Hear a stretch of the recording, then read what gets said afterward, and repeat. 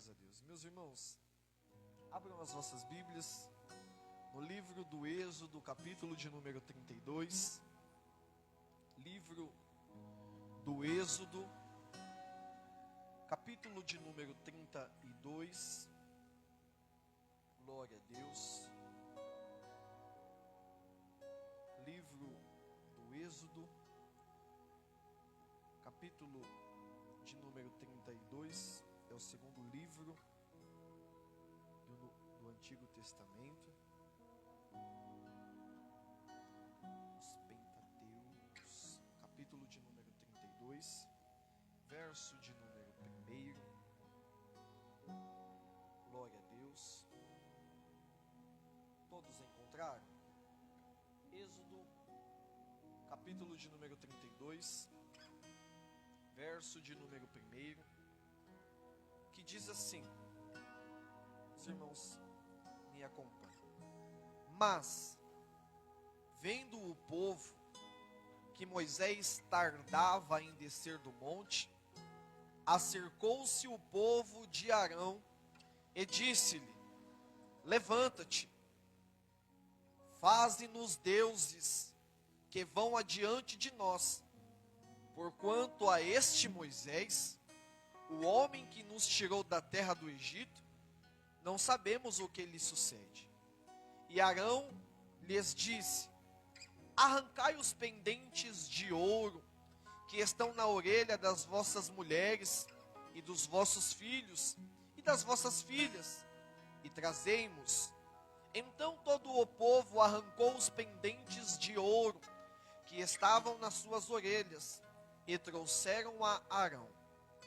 E ele os tomou das suas mãos e trabalhou o ouro com um buril e fez dele um bezerro de fundição. Então disseram: este é o teu Deus, ó Israel, que o tirou da terra do Egito. E Arão, vendo isso, edificou um altar diante dele. Apregoou Arão e disse: amanhã será a festa ao Senhor. No dia seguinte, de madrugada, e oferecerão o holocausto, e trouxeram-lhe ofertas pacíficas, e o povo assentou-se a comer e a beber. Depois se levantou para se folgar. Então disse o Senhor a Moisés: vai e desce, porque o teu povo, que tu fizeste subir do Egito, já se corrompeu, e depressa se tem desviado do caminho que eu lhe ordenei. E eles fizeram para si um bezerro de fundição, e perante ele se inclinaram, ofereceram-lhe sacrifícios, e disseram: este é o teu Deus, ó Israel, que te tirou da terra do Egito. Disse mais o Senhor a Moisés: tenho visto a este povo, e eis que é um povo de dura cerviz. Agora, pois, deixa-me, para que o meu furor se acenda contra eles, e eu consuma, e farei de ti uma grande nação. Moisés, porém, suplicou ao Senhor, o seu Deus, e disse: ó Senhor, porque se acende o teu furor contra o teu povo, que tiraste da terra do Egito, com a tua grande força e forte mão? Porque hão de falar os egípcios, dizendo: para mal os tirou, para matá-los nos montes, e para destruí-los da face da terra? Torna-te do teu furor a tua ira, arrependa-te deste teu mal contra o teu povo. Lembra-te de Abraão, de Isaque e de Israel, os teus servos, aos quais por ti mesmo tens jurado. E lhes disse: multiplicarei a vossa descendência como as estrelas do céu, e darei à vossa descendência toda esta terra, de que tenho falado, para que possuais por herança eternamente. Então o Senhor se arrependeu do seu mal que dissera, e que havia de fazer contra o seu povo. Podei-vos assentar-se em nome de Jesus? Glórias a Deus. Meus irmãos, esta mensagem do Êxodo é uma mensagem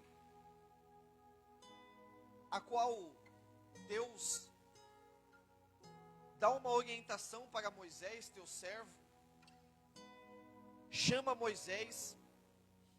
Isso nós vamos acabar vendo lá em Êxodo, capítulo de número 1,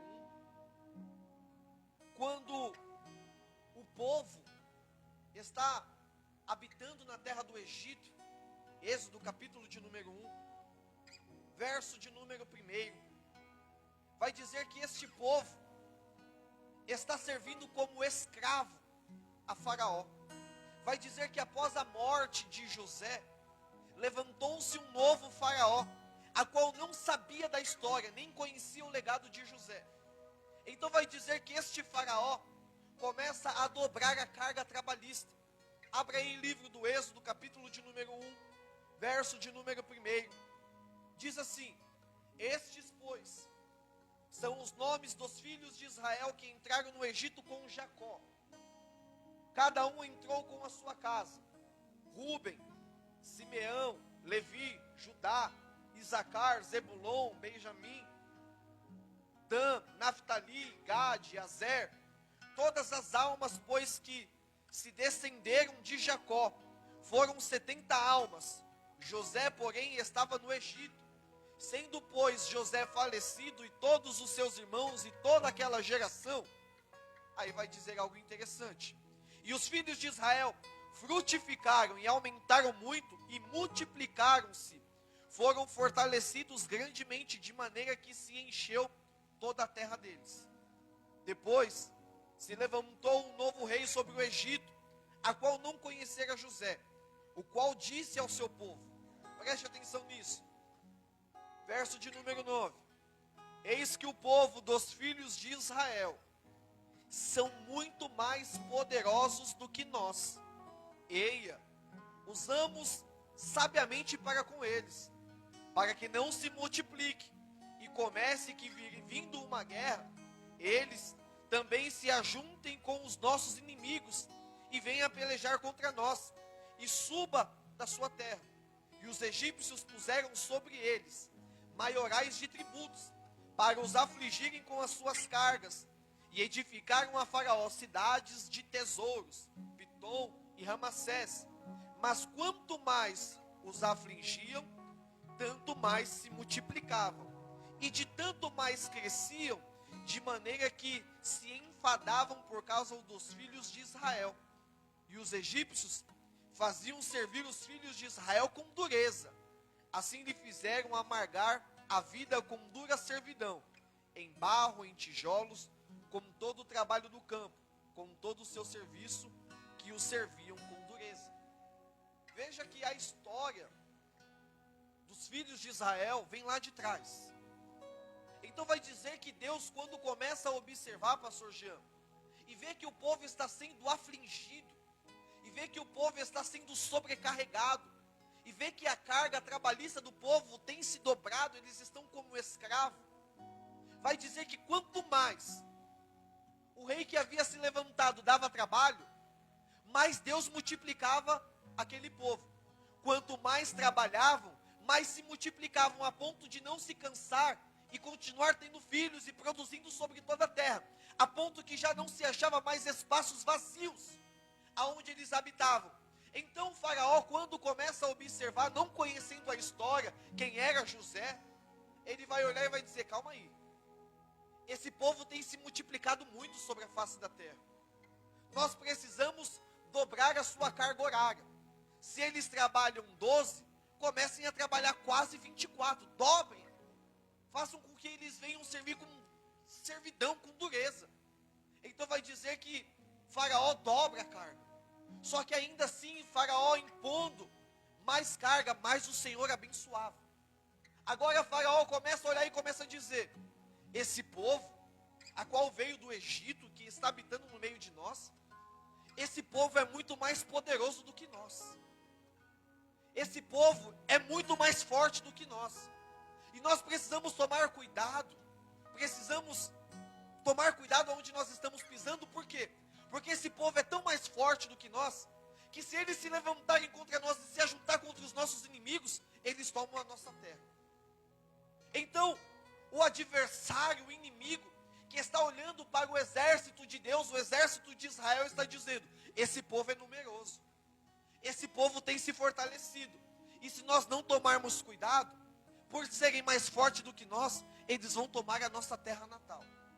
Então eu começo a observar aqui, Daniel, e eu começo a ver que no meio de tanta dificuldade que a igreja tem passado, desde a criação, ainda assim o inimigo estava olhando e estava dizendo: mesmo abatidos, esse povo continua mais forte do que nós. Talvez alguém esteja olhando para o seu cenário de dificuldade e está dizendo: mesmo assim, ferido, machucado, ele continua sendo poderoso quando dobra o joelho para orar, como foi falado. Então o inimigo sabe aonde ele mexe, ele sabe aonde ele aponta, ele sabe aonde cutuca. Então vai dizer que Deus começa a observar isso, e agora Deus dá a Joquebede um menino, Moisés. Vai dizer que Faraó, quando observa que o povo está crescendo, dá uma ordem. Que ordem é essa? Verso de número 16, do capítulo de número 1 de Êxodo, verso 16, que diz: e quando ajuntardes no parto as parteiras, e vide sobre os assentos, se for menino, filho, homem, matai. Se for menina, deixai-a viva. Então as parteiras, porém, temeram a Deus, temeram ao Senhor, e não fizeram conforme o rei do Egito havia lhe ordenado. Antes, conservaram os meninos com vida e segurança. E vai dizer que toda criança, homem que nascia, a ordem de Faraó era: mate. Deixai as meninas viver, mas aos meninos mate. Então vai dizer que as parteiras temeram a Deus e começaram a poupar as vidas daquelas crianças. Faraó vai ter com elas dizendo: mas eu não disse que era para matar? Isso aí você vai ver no decorrer do texto. Eu não vou entrar aqui para a gente entrar onde Deus falou comigo. Mas vai dizer que no meio dessas crianças está Moisés. É colocado num cestinho, lembra? Aquela musiquinha, o Joquebede, Moisés não vai morrer? É mais ou menos desse jeito. Coloca num cestinho, coloca na beira do rio. Miriam vai acompanhando. A filha de Faraó está se banhando no rio, quando ela olha aquela criança e se apaixona por ela, e ela leva para dentro do palácio.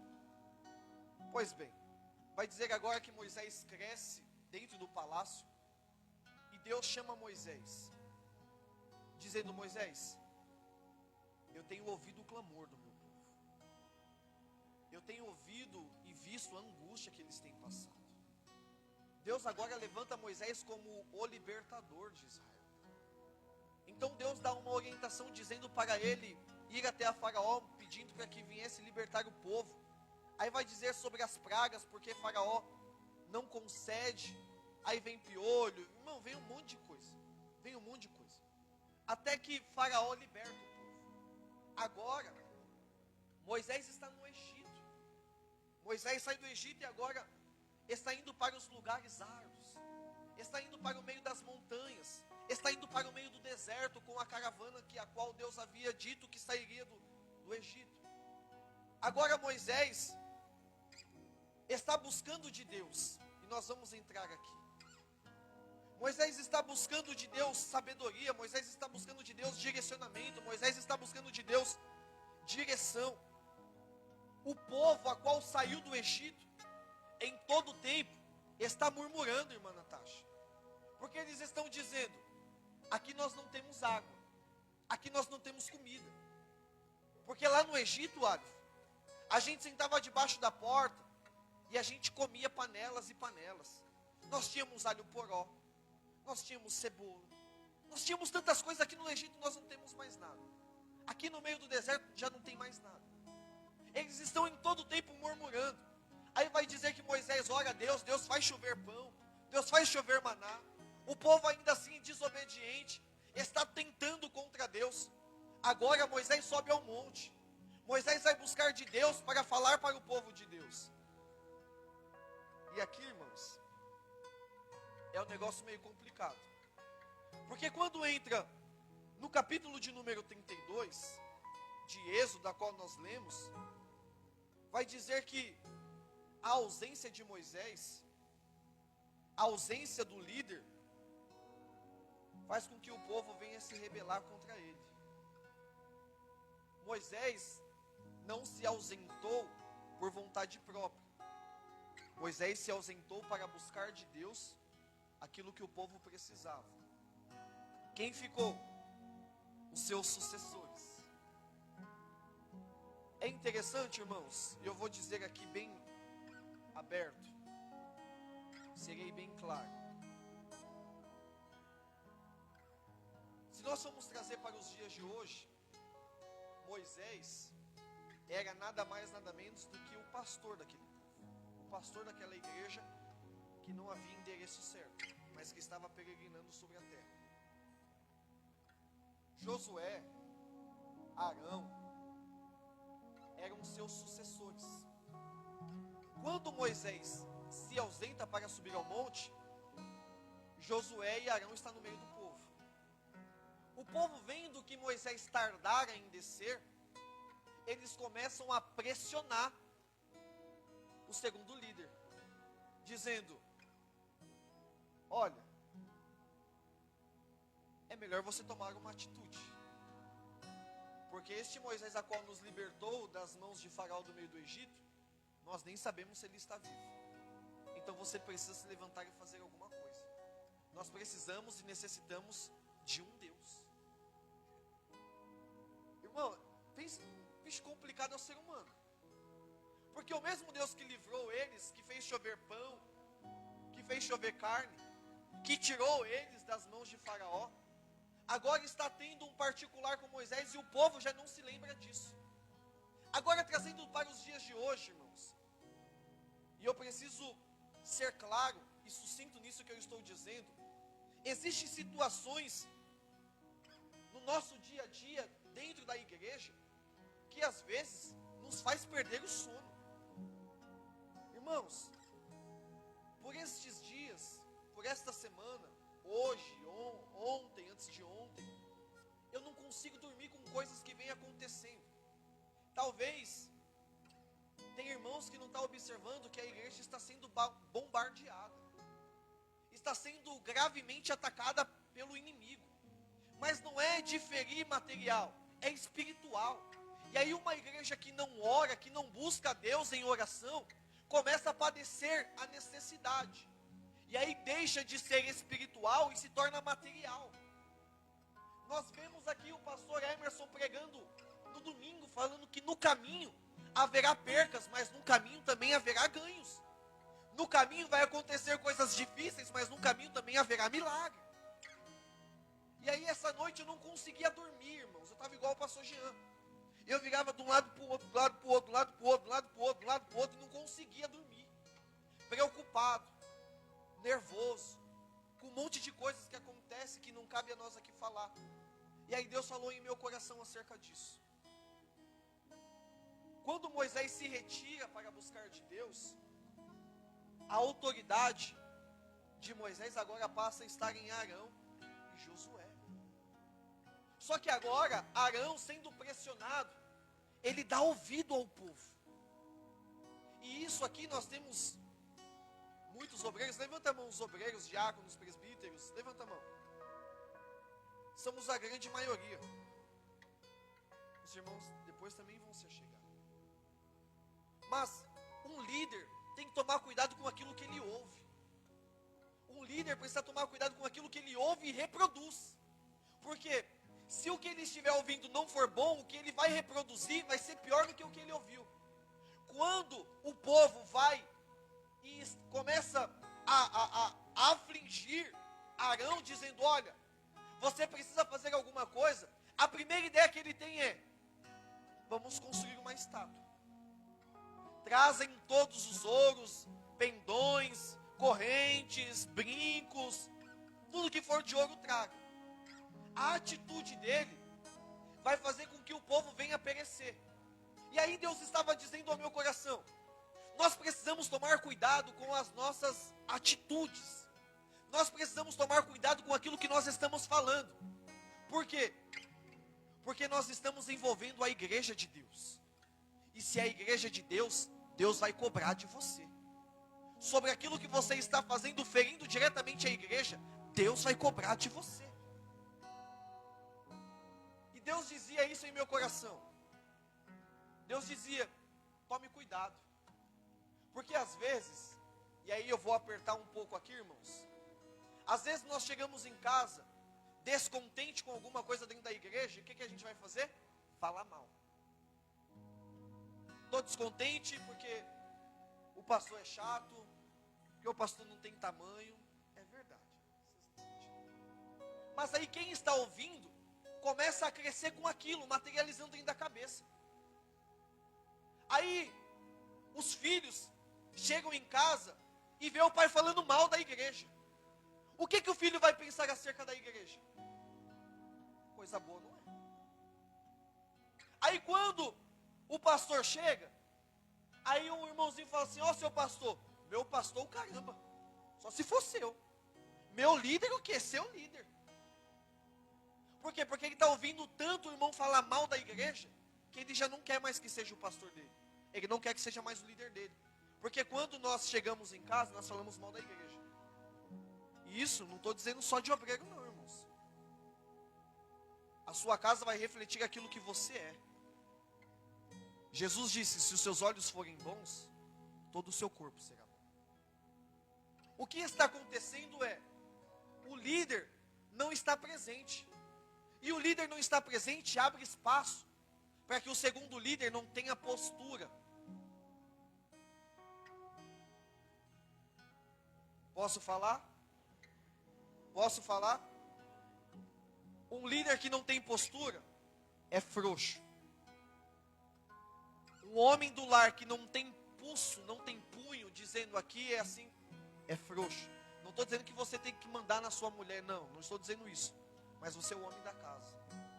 Eu sou o pastor da igreja. Ali é o segundo copastor, ali é o obreiro. As coisas não podem fugir do controle.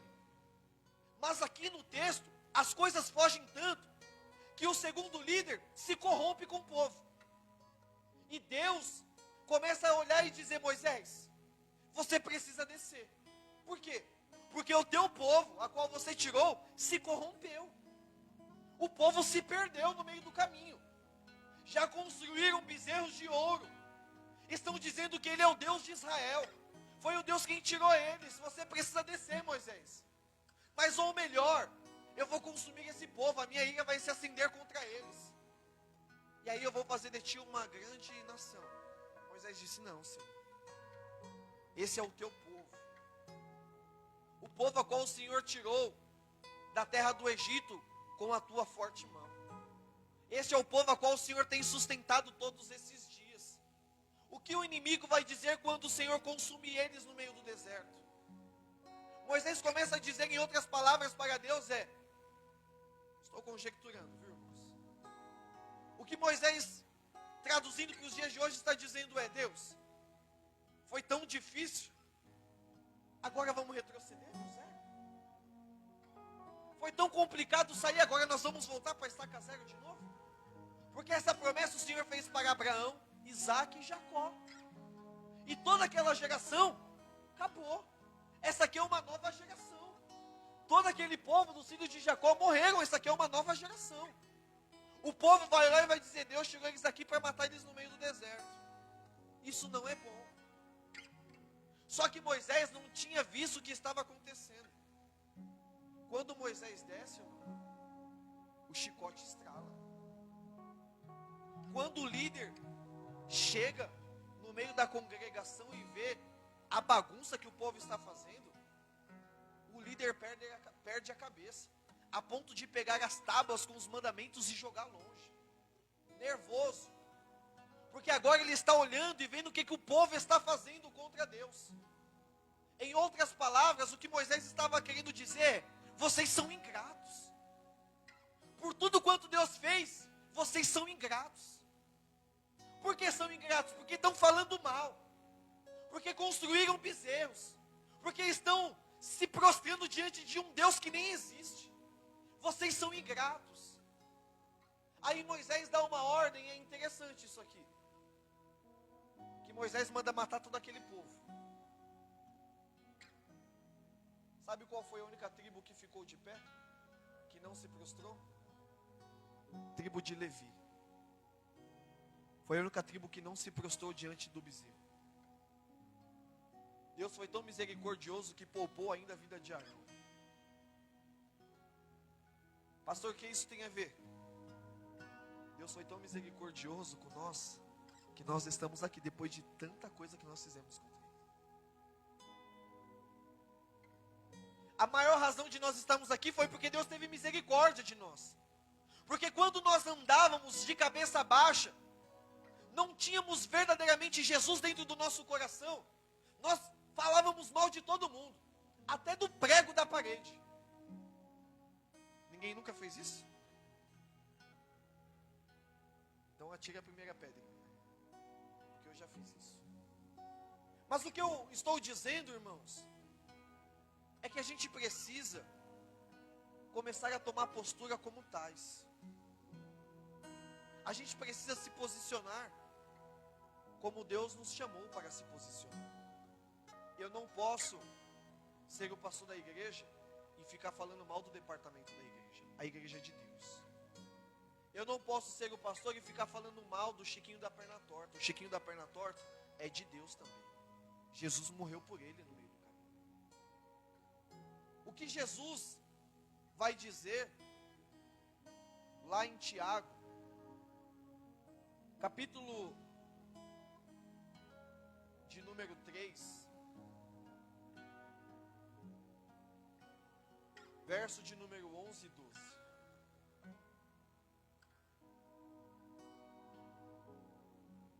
Tiago 3,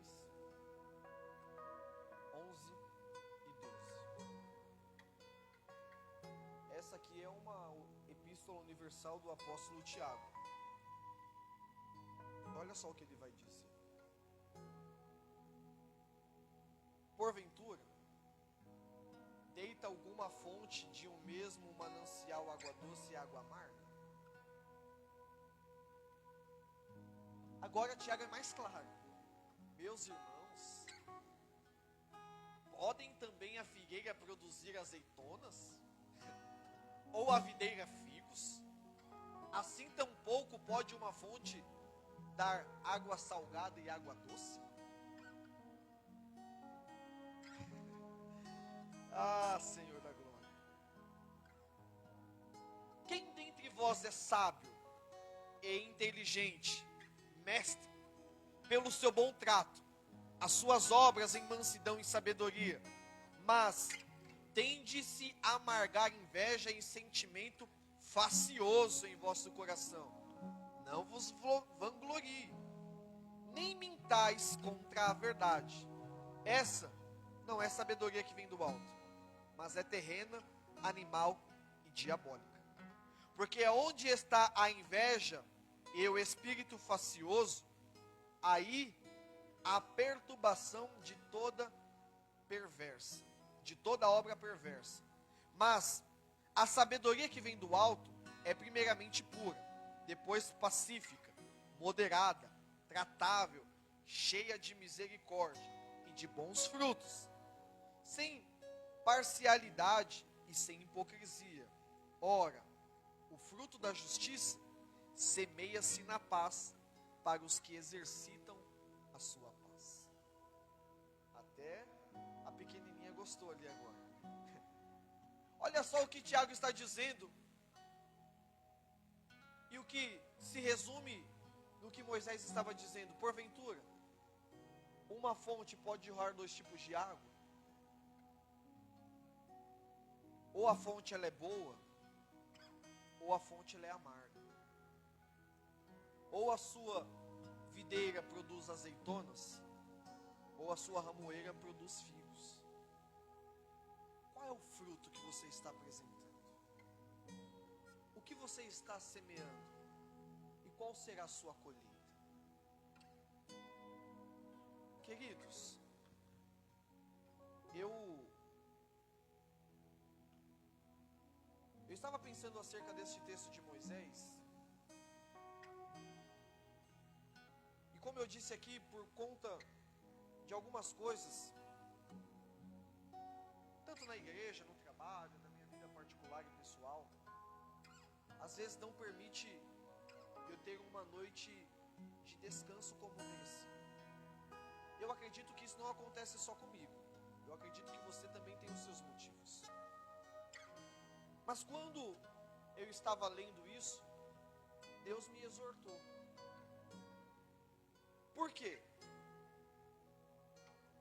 Porque Deus dizia em meu coração, e eu preciso ter jeito para falar isso, é que antigamente, o povo quando se reunia para orar, se reunia para clamar, se reunia para pedir a Deus misericórdia.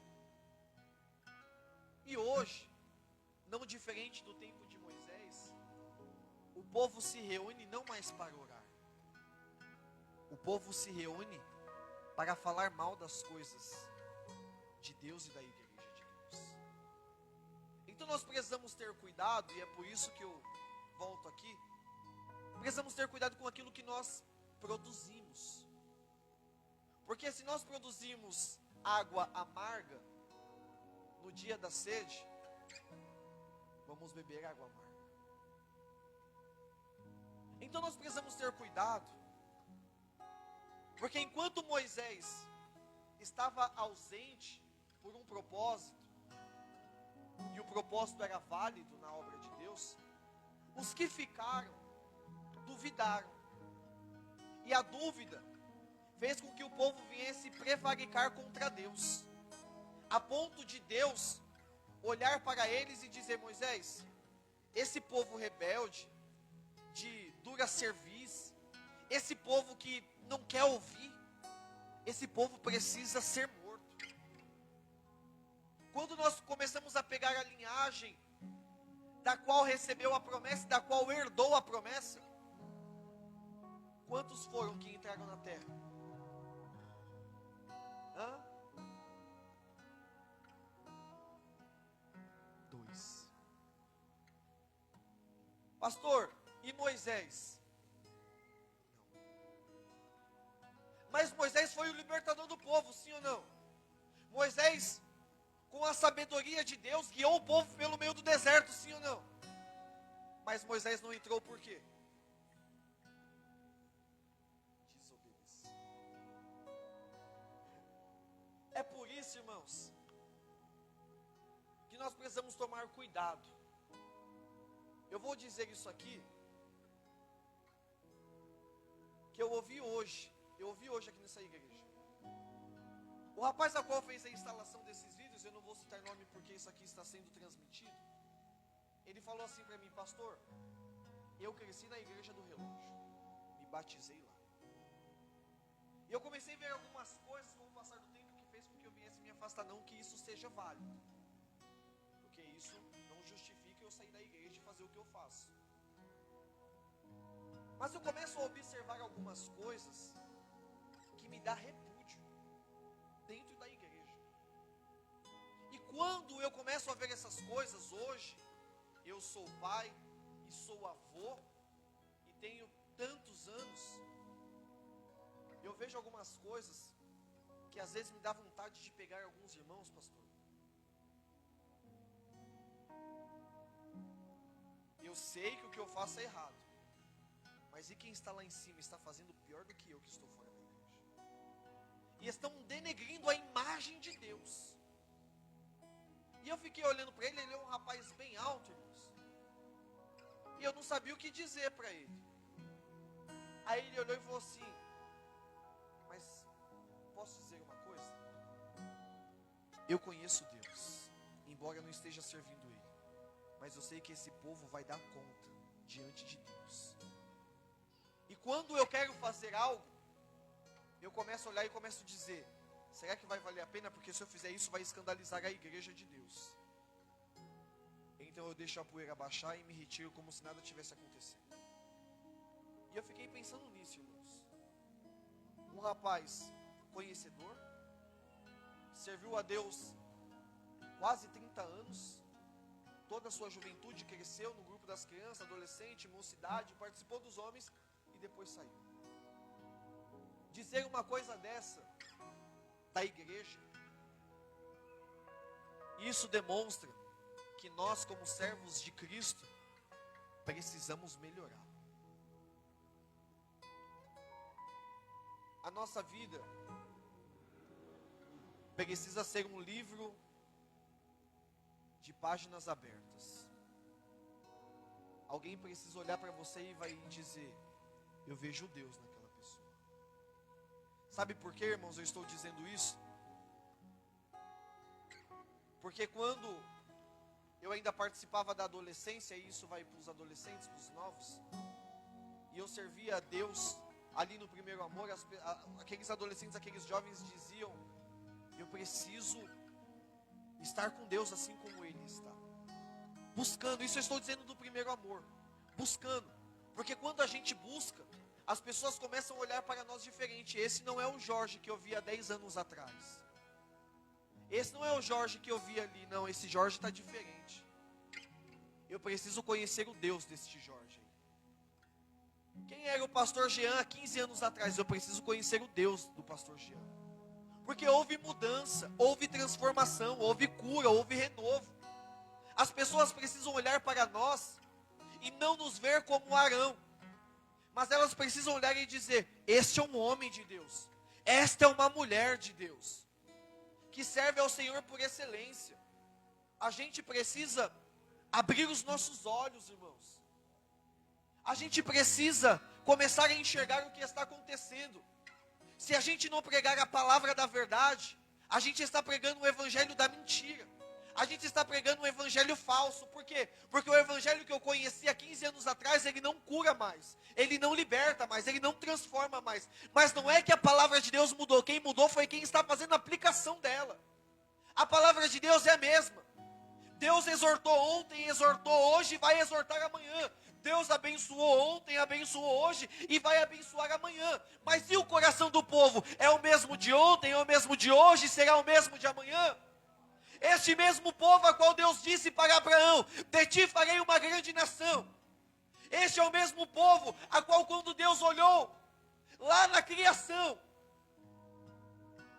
e disse: olha, Noé, esse povo se corrompeu.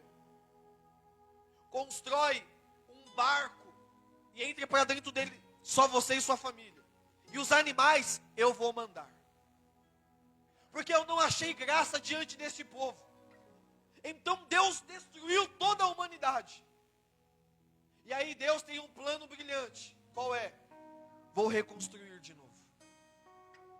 A criação de Deus não foi feita para ser caída. Está escrito que Deus não criou o homem para ele se perder. Que a vontade de Deus é que todo homem seja salvo pela palavra dele. Então, se a vontade de Deus é que todos sejam salvos, e aí se eu perguntar: onde estão aqueles que querem morar no céu? Todo mundo vai levantar a mão. Mas se eu falar: onde estão aqueles que decidiram entregar a sua vida para Jesus e não mentem mais, e não defraudam mais, e não escandalizam mais o corpo de Cristo? Aí as mãos vão abaixando. O que eu quero dizer para a igreja é que nós estamos em um grande número de obreiros é: se posicione. Ou você serve água doce, ou você vive uma vida de amargura e derrota. Ou você produz frutos dignos de arrependimento, assim como produziu Caim quando matou o seu irmão. Frutos dignos de arrependimento, porque ele matou o seu irmão. Ou você continua vivendo uma vida miserável. Tenha certeza, estar dentro da igreja não quer dizer que você tem a chavezinha que vai abrir a porta lá do céu. Ou o seu coração está cheio de Deus, ou o seu coração está prevaricando contra o Senhor Jesus. Se posicione. Porque a Bíblia diz: aquele que falava mal, não fale mais. Jesus disse: aquele que roubava, não roube mais. Ou você teve um encontro com Jesus e a sua vida foi mudada, ou você só tomou um banho na piscina e levantou sendo a mesma pessoa. Em todo tempo, em todos os momentos e E independente da dificuldade, escolha Jesus. Que Jesus possa ser a sua escolha todos os dias. Que Jesus possa ser o centro da sua vida todos os dias. Que Jesus possa ser o centro do seu casamento todos os dias. Que Jesus possa ser o centro dos seus filhos todos os dias. Que Jesus possa ser o centro da sua vida todos os dias. Ou você serve, ou você serve. Deus não te chamou para ficar parado no meio do deserto. Deus não te chamou para escarnecer no meio do caminho. Deus está dizendo: é pão que o meu povo quer, Moisés, é pão que vai descer. É carne que o povo quer, Moisés, é carne que vai descer. O povo está com sede, Moisés, bate na rocha. Bateu na rocha, Moisés, o povo está com sede. Não bata mais, fale com a rocha. Não, eu estou nervoso, eu vou bater na rocha. Cuidado, que no meio do nervosismo pode te custar grandes consequências. Porque Deus outrora falou: Moisés, bate na rocha, fere a rocha, Moisés. E saiu água e saciou a sede do povo. Agora o tempo mudou. Moisés perdeu Miriam. O povo está dizendo: estamos com sede, Moisés, estamos com sede, Moisés. Aí Moisés vai conversar com Deus e eu encerro. E o povo diz: Moisés, fale com a rocha, Moisés. A rocha, ela vai te ouvir e vai dar água.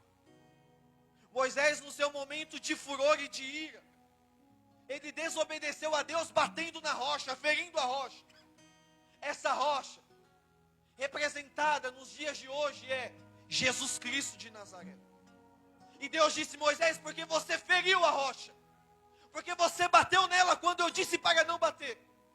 E isso vai fazer com que você não alcance a promessa que jurei aos seus pais. Você não vai entrar na terra prometida. Moisés mostrou a porta da cidade. A cidade era boa, os frutos melhores ainda. Eu estava dizendo isso para as minhas filhas na semana passada. Eu falei: Esther, tá vendo esse cachinho de uva? E ela comeu, disse: pai, bem docinha. Eu falei: é. Você sabia que antes de Jesus não se carregavam os cachos de uva igual se carregam hoje?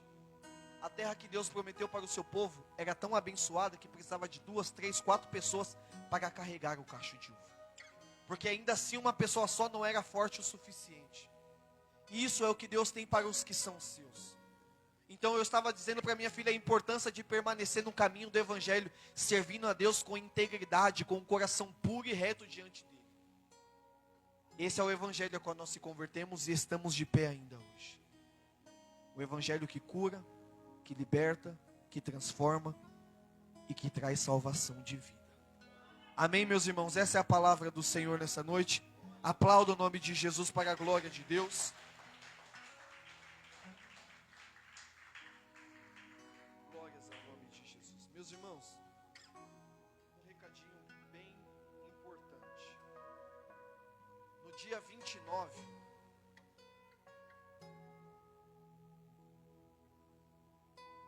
domingo agora, último domingo do mês, nós temos algum evento? Não? Não, né? Pois bem, se não temos, agora teremos. Dia 29, dos 6 às 9 horas, eu quero ter um café aqui com líderes e obreiros. Líder, regente e obreiro. Somente. Líder, obreiro e regente. Às 9 horas da manhã, eu quero ir até umas 10, uma hora. E aí a gente vai tomar um café, acertar algumas coisas. E eu tenho certeza que será para grande crescimento da obra de Deus. Amém, meus irmãos? Domingo para os obreiros, líderes e regentes de departamento, o que nós temos aqui? Café. Coffee break, né? Fala assim, é um negócio mais bonitinho. As irmãs do Gabriel, a Natasha que entende disso aí. Então nós teremos aqui. Bom, não vem com luva vem com luva de boxe, de ringue aqui não. A gente vai acertar. Nem adianta balançar a mão, viu, Jorge? Você vem aqui, eu vou pegar uma chave e vou atacar na sua cabeça, vai. Vem aqui de gracinha. A gente vai só acertar algumas coisas, eu já anotei aqui. Tenho também aqui anotado algumas coisas que a gente vai pontuar para crescimento da obra de Deus. E eu tenho certeza que o Senhor Jesus tem nos abençoado e tem cuidado de nós a cada dia e a cada detalhe. Amém, meus irmãos? Coloquemos-nos em pés em nome de Jesus, para a glória de Deus. Bendito seja o Senhor. Pai, em nome do Teu Filho amado Jesus Cristo, Pai, Tua palavra nessa noite veio de encontro aos nossos corações, como nós pedimos, Senhor. Não aquilo que nós queríamos ouvir, mas o que nós precisamos e necessitamos, Senhor. Aleluia, para que verdadeiramente a nossa vida possa ser cada vez mais edificada com a Tua palavra. Porque a Tua palavra que liberta, a Tua palavra que cura, a Tua palavra que transforma, Senhor. E neste lugar tem tido palavra, Senhor, que vem de encontro às nossas vidas, Pai. Que nós possamos, como o salmista diz, guardar a Tua palavra no nosso coração para que nós não venhamos pecar contra Ti. Fazer diferente do que aquele povo que veio, Senhor, questionando a ponto de fazer algo que entristeceu o Teu coração, Pai. Então nos ajude a caminhar na Tua presença, Senhor, com retidão e sinceridade, que nós Te pedimos e Te agradecemos, no nome de Jesus. Amém. Estende as suas mãos. Que o grande amor de Deus, a graça do nosso Senhor e Salvador Jesus Cristo e as doces e ricas consolações do Espírito Santo permaneça com toda a igreja, não somente hoje, mas para todo sempre. E quem acredita, digam glória a Deus. Aplauda o Senhor Jesus.